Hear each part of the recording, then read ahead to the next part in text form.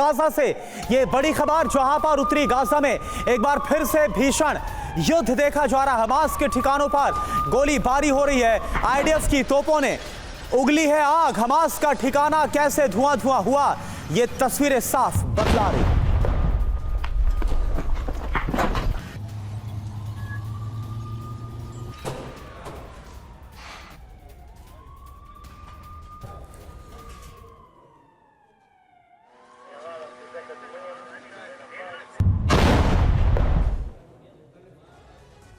और ईरान का रोल बहुत अहम है। ईरान की जंगी तैयारियां भी इस बीच तेज होती है। हम देख रहे हैं ईरान ने निकाले अपने घातक हथियार। इजराइल अमेरिका को सीधी धमकी के तौर पर इसे देखा जा रहा है। फतेह 2 मिसाइल गेम चेंजर साबित हो सकती है, ये ईरान ने बहुत बड़ा दावा किया है। जंगी चिंगारियों के बीच ईरान की नई मिसाइल को कोई रोक नहीं पाएगा। अमेरिका और इजराइल के डिफेंस सिस्टम भी नाकाम हो जाएंगे।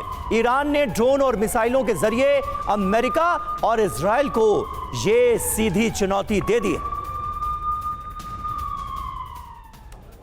तो ईरान का नया ब्रह्मास्त्र इजराइल और यूएस को सावधान करने की जो कोशिश है वो ईरान करता हुआ नजर आ रहा है। ईरान का ऑपरेशन फतेह क्या है, आपको जरा बताते हैं उस मिसाइल की खासियत जिसका नाम है फतेह 2।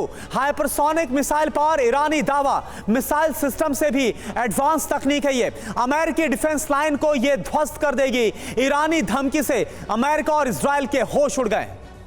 जी हां, ऑपरेशन फतेह अंजाम देने की तैयारी में ईरान। फतेह में 13 मैक की रफ्तार शामिल है। 16,000 किलोमीटर प्रति घंटे की रफ्तार से यह स्ट्राइक कर पाने में सक्षम है। आप अंदाजा लगाइए इसकी ताकत का। 1400 किलोमीटर तक अचूक हमला इसके जरिए मुमकिन है, यानी अपने टारगेट को यह हिट करती है। फतेह 1 से भी कई गुना घातक माना जाता है फतेह 2 मिसाइल को। अमेरिका इजराइल के डिफेंस सिस्टम क्या वाकई इसके सामने फेल हो जाते हैं, जैसा कि ईरान दावा करता है? कामिकाज़ी ड्रोन की नई फ्लीट भी तैयार की गई है ईरान की तरफ से। अमेरिकी बेस पर हमले की तैयारी की जा रही है। इससे पहले भी हमने देखा इराक और सीरिया में अमेरिकी बेस को कैसे निशाना बनाया गया। करुणा बिल्कुल, और देखिए ईरान की ड्रोन फ्लीट तैयार। कामिकाज़ी ड्रोन की नई फ्लीट को तैयार किया गया है। अमेरिकी बेस पर हमले की तैयारी से साफ तौर पर माना जा रहा है।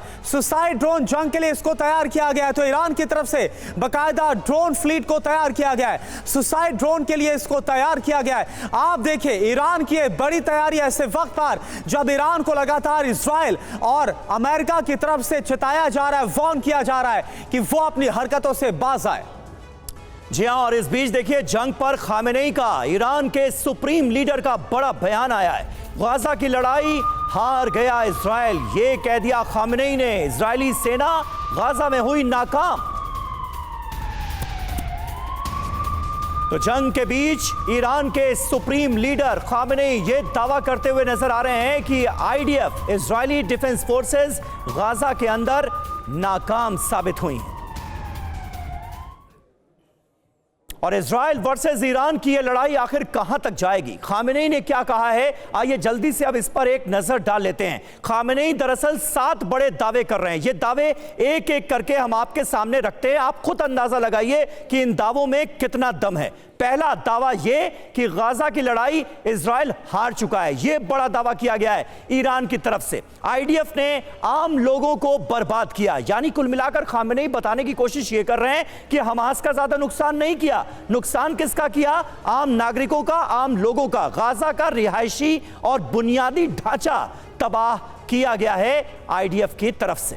और खामनेई ये भी बोल रहे हैं कि आईडीएफ अपने मकसद को पाने में नाकाम रहेगा, यानी हमास के खात्मे की जो कसम खा रखी है वो कसम कभी पूरी नहीं हो पाएगी। गाजा में इजराइल के हमले युद्ध अपराध के तौर पर बतलाए जा रहे हैं और इसे सीधे तौर पर नागरिकों की मौत से जोड़कर देखा जा रहा है। मुस्लिम देश इजराइल पर आर्थिक पाबंदियां लगाएं, एक बार फिर से इसका आह्वान करते हुए आयतुल्लाह खामनेई नजर आ रहे हैं। जी हां, और जिहादी संगठनों का खुला समर्थन भी इसे सीधे तौर पर माना जा सकता है। बड़े सवाल देखिए क्या उठ रहे हैं खामेनेई के इन दावों से, इन बयानों से।